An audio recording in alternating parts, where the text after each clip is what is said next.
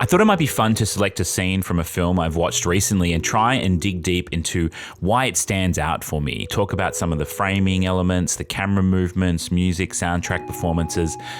I'm trying to fill some egregious blind spots at the moment, so I selected Akira Kurosawa's Ikuru, one of his slower, more gentle films. Spoiler alerts ahead for this 1952 movie. Ikuru, which translates to live in English, tells the story of bureaucrat Mr. Watanabe's desire to find meaning in his life after learning he has stomach cancer. This scene in particular is such a good example of Kurosawa's elegant yet powerful filmmaking style and takes place early on in the film.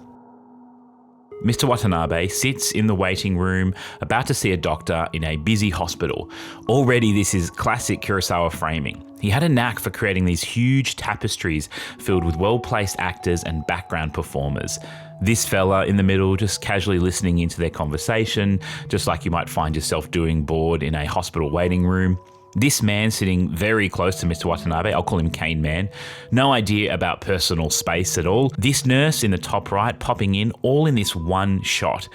It sort of serves as a wide and a mid shot of the two talking, and I guess a wide shot showing the busy comings and goings of a hospital. As the Cane Man gets closer to Mr. Watanabe, it turns now into an over-the-shoulder shot focusing on the Cane Man, directing the audience's focus just a little bit more.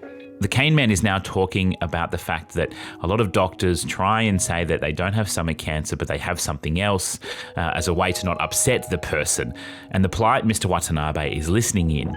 And as the Cane Man describes the first symptom, Mr. Watanabe turns slightly, taking in that info. So we know that this symptom is also relating to Mr. Watanabe. The next symptom feels too close to home for Mr. Watanabe, and he shifts away from him just ever so slightly, but he's still polite. He's not turning his back on him fully. Then the Cane Man describes this one last symptom, and then just a little hint of soft, ominous music starts. It's used pretty sparingly in this film.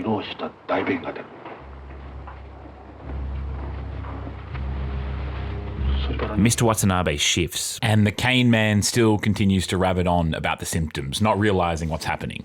And this allows for two things, this little shift away. One, he wants to look away, maybe hide the fact that all of these symptoms are hitting home. He doesn't want to show that he's upset. And secondly, that little shift, it brings us into this close-up and without any camera movement at all, which is so cool. This scene has no cuts and no edits and no real camera movement. I found this scene morbidly funny, I think we're meant to, as you watch old Maid here thinking, I might have actually gone too far, better pretend I'm reading this newspaper. So just in that one scene, you have all this great information. You have this mid-wide shot showing a busy hospital, things are ticking along, nothing really to report. Then this side-on mid-shot, I guess you could call it, of the two talking a bit closer. Then you have this over-the-shoulder single shot, you could call it, I guess, of the Cane Man talking. Okay, we're meant to listen in now. He's got some information. And then with just some simple movement from blocking and the actors, it ends in this beautiful close-up. It's all hit home. This is him. This is all the things that he's describing. Ikuru is filled with these moments. It's a beautiful ballet of framing and blocking and soundtrack. There are a lot of scenes with people talking, but the way that Akira Kurosawa moves the camera or doesn't move the camera is always something to behold. Nothing flashy, nothing over the top, but it gently directs your attention in a way that only Kurosawa and his actors could do. It reminded me as well, and I think this was also made by maybe a Studio Binder video, I haven't been able to find it, of a scene from Jaws. Spielberg was obviously a huge fan of Kurosawa, as a lot of those 60s and 70s filmmakers were, and he does a similar thing in Jaws.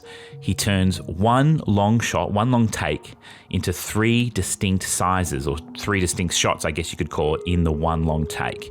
Backstory to this scene, police officer Martin Brody is planning to shut down the beaches ahead of a busy tourist season because of shark attacks, and he's cornered by Mayor Larry Vaughn and his cronies. It's also done brilliantly on this ferry, so the whole world is literally shifting beneath Brody's feet as he tries to stand his ground.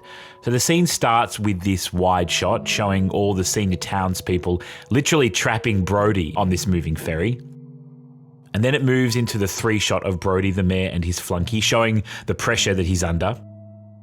And then finally, a close-up of Mare and Brody. And look at how all the other actors are situated within this frame. Very similar to how Kurosawa would frame things.